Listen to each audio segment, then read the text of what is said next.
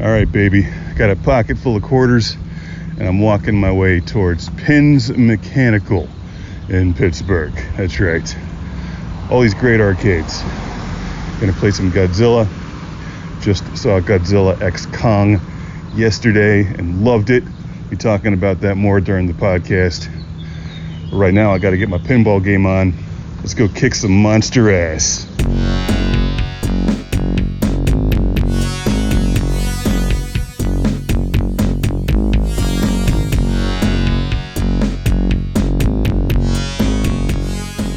Welcome back to Classic Game Room, the podcast, where today I'll be talking all about giant monsters crushing things in pinball and movie form. That's right, it's Godzilla time. I mean, every time is Godzilla time, but maybe now more than ever. It's a Godzilla fan's dream these days. Over the past 6 months, I think we got 2 new Godzilla movies.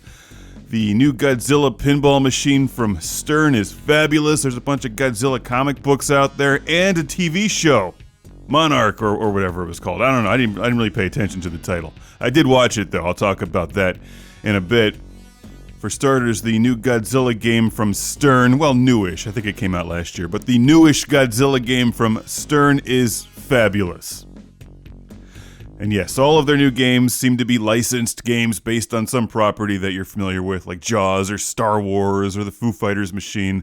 They've all got their own vibes. If you like Godzilla, you're gonna love the Godzilla machine. I mean, if you like Godzilla and pinball, you're gonna like the Godzilla machine. It captures the atmosphere and like the campiness of the classic Godzilla films. I suppose I should specify that. It's really more about the old school films, like the 70s, 60s, and 70s movies. Like, if you're into Gigan and, like, Hedorah and King Ghidorah, then this one's for you. If you're into the more serious Godzilla films, which I don't think anybody is, but if you're into the more serious Godzilla films, then probably not. Like, if you're a big fan of 1998's Godzilla, I'm sorry. The pinball machine has the spirit and the atmosphere of Gigan. I think that's what's important. If you like Gigan like I like Gigan, you'll be all into this machine. This is the Stern Radio Network reporting live from Tokyo. Godzilla has been spotted again. Does Godzilla ever sleep, or does he spend all of his time dreaming about crushing Tokyo and other major cities? Now, we're doing radio here instead of television, so if you want to see what this game looks like, check it out online. It's on Stern's website. It's a really beautiful game. I love the artwork. The back glass is great. The playfield looks really nice. And it's not like they had any shortage of cool monsters to work with. Like, they have all the monsters, or at least a whole lot of the monsters in the game. And as you might expect, you fight them, you battle the monsters, and you knock down buildings and score big points with multi-ball and activate Mechagodzilla. It's so much fun. He is headed towards the bridge. Like the other recent Stern games, there's a video screen built into the machine showing clips from the movies and like the monsters fighting each other and smashing things. And it's kind of hard to watch the game and the screen at the same time, but the more you play, the more you get into the vibe and just get the whole experience of Godzilla. It's usually fairly obvious what it is you're supposed to do. The game's shouting at you while also blinking, so like I've said for years, aim for the blinky things, especially when they start to change color and it's like red. Definitely go for the red things or the purple ones. Sometimes they change to yellow. Godzilla is headed towards the power line.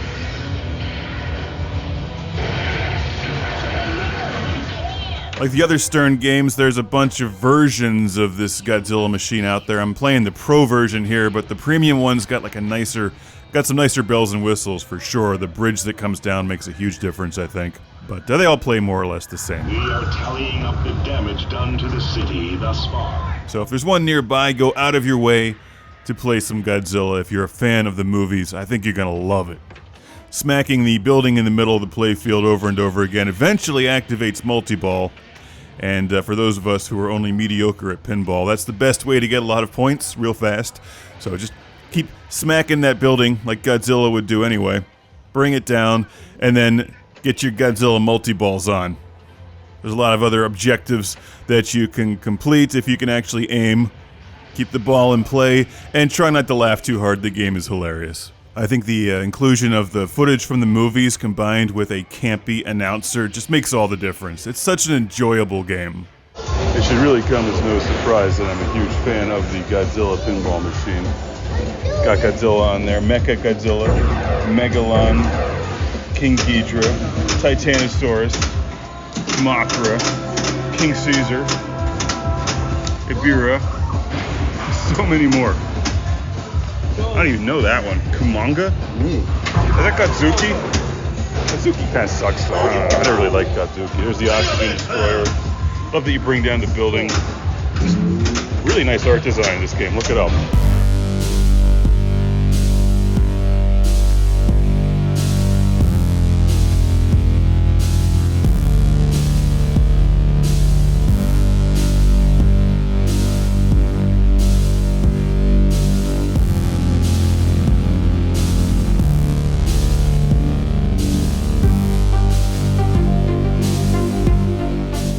I'm surrounded by a bunch of arcades these days, and there's at least 3 Godzilla machines in the area, so plenty to choose from.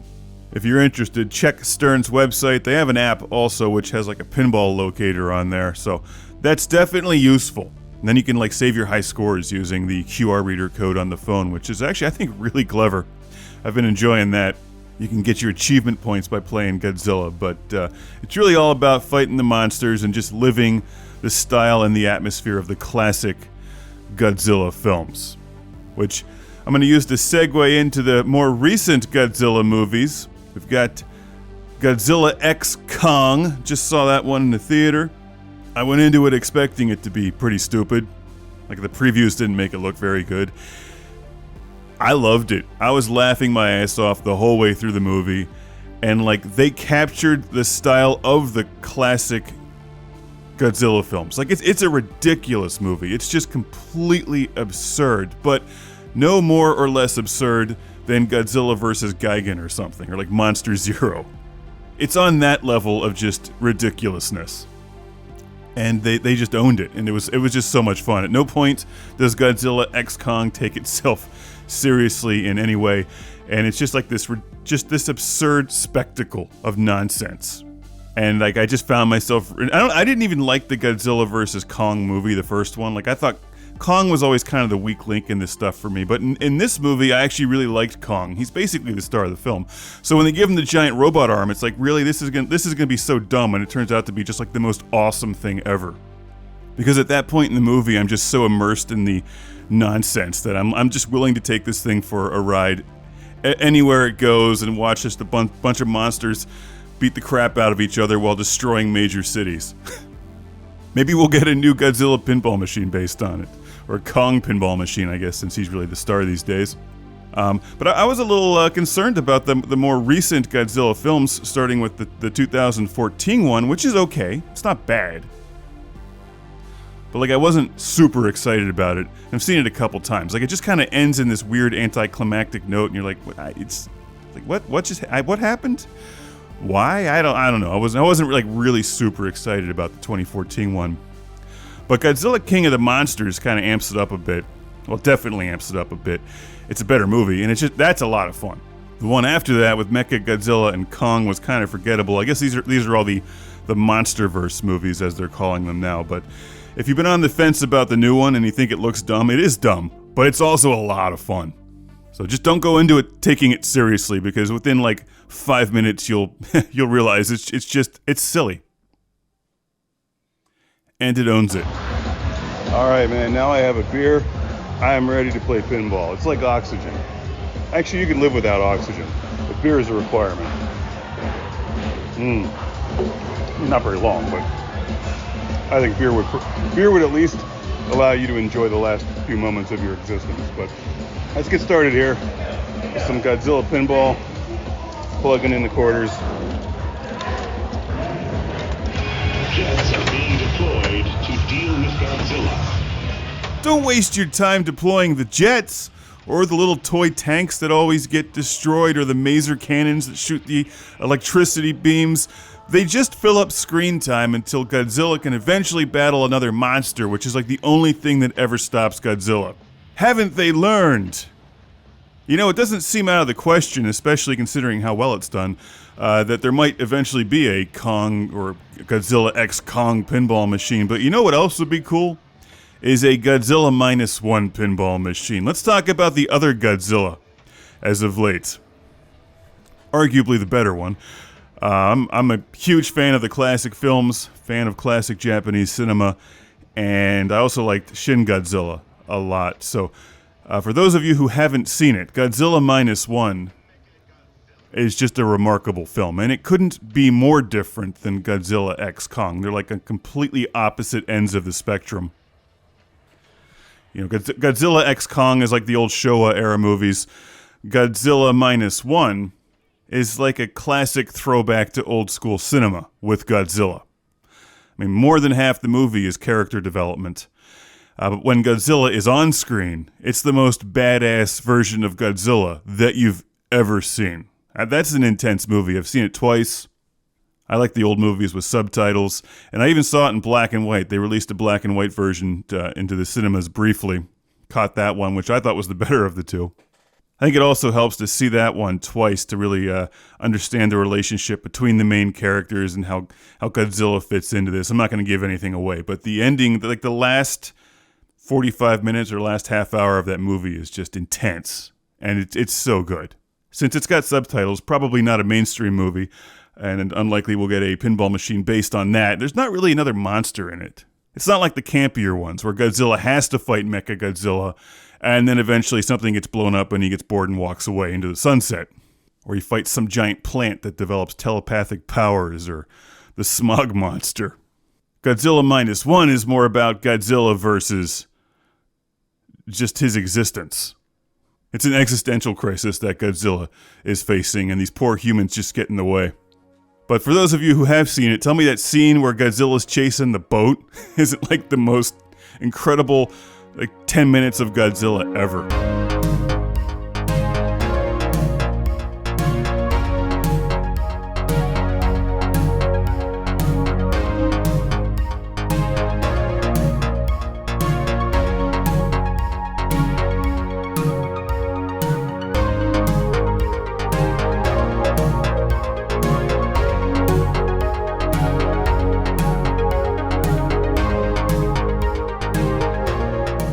Now we segue into the next part of my Godzilla discussion, which is the Godzilla TV show, or Monarch, whatever it's called. I could look it up, but I don't care that much. It's on Apple Plus, Apple TV, whatever they call it. I had a free month of Apple TV after getting a new phone a ways back, and I hung on to it so I could watch the Godzilla show. It's okay. It's okay. It's not great, but it's not awful either. It's just okay, which isn't good enough for Godzilla in my opinion. But you know, the problem with that show, which takes place in the MonsterVerse and actually does a nice job giving the backstory of Monarch, like this, you know, clandestine government operation or whatever that monitors these monsters in the underverse or inner world or whatever the hell they call it. I don't know. Skartaris from the Warlord. The issue I had with the Monarch show is that it focuses on the humans. And it's kind of interesting that there's some backstory to Monarch, but I don't really care about Monarch. What I want to see is the monsters crushing things, or at least a story between the people that's interesting, and it's just kind of mediocre. It's not bad enough to turn it off, but it's not great enough to want to watch it again, which is how I feel about most streaming shows, to be honest. Andors are few and far between. Although if you're not watching the new season of Bad Batch, you're missing out, because that's awesome. But the Monarch show on Apple is okay, so if you like the MonsterVerse and you want to know more about Monarch and what the whole thing's about, and just the whole world that these things are living in, their ridiculous world with the inner world, which makes more sense when they amp it up with the... It makes more sense when it's silly, and the Monarch show wasn't silly.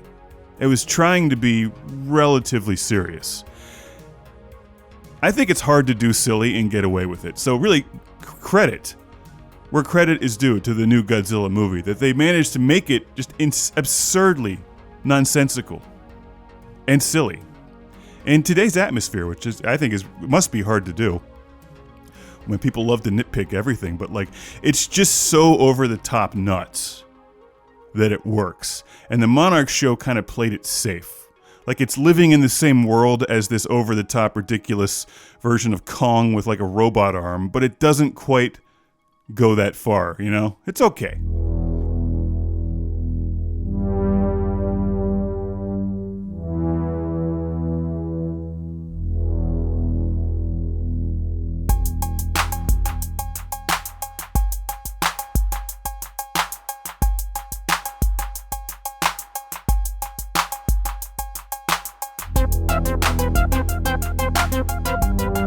If you have a free month of Apple TV after buying a new watch or something, you know, check it out.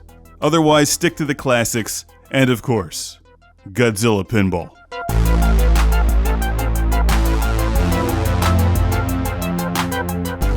I'm not sure what else to say about the machine. It's always hard to talk about or show or demonstrate or even get into the details of a pinball machine, because in order to really get the most out of the game, you have to be good at it and play it like 1,000 times to complete the objectives and figure out what the objectives are, and you got to keep the ball in play for quite some time and get a bunch of extra balls in the process.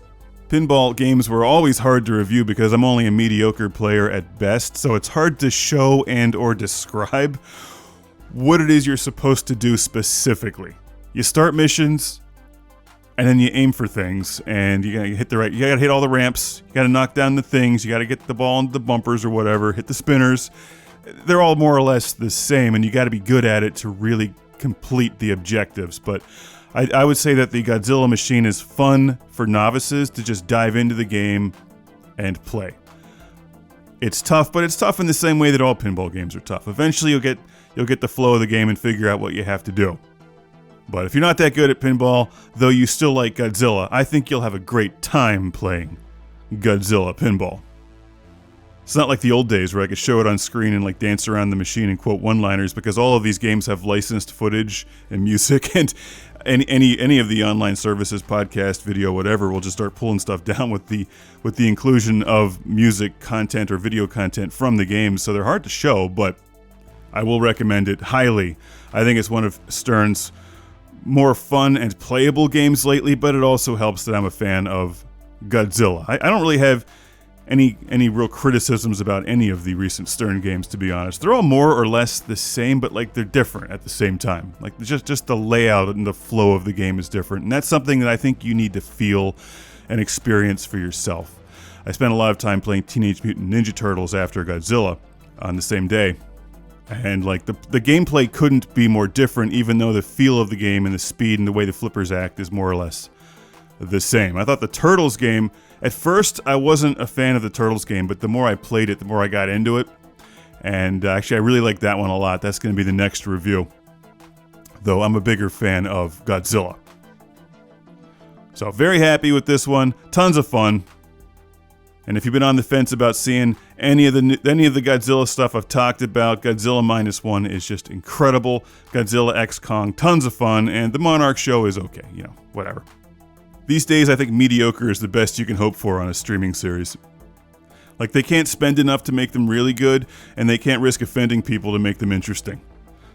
So they're all very average. That's a generalization, but, you know. In any event, hunt down a Godzilla pinball machine and send that giant monster packing back into the ocean where it belongs, only to rest for a few years and return to destroy Tokyo once again. Godzilla Pinball, highly recommended. See you next week on Classic Game Room, the podcast. On a bunch of services out there, follow wherever you find it, whatever you like listening to, doesn't matter to me. The music is by Omega Ronin, also on Spotify, Apple, Amazon, all that stuff, Bandcamp. I'll see you next week with Teenage Mutant Ninja Turtles, Heroes in a Half Shell. Turtle Power.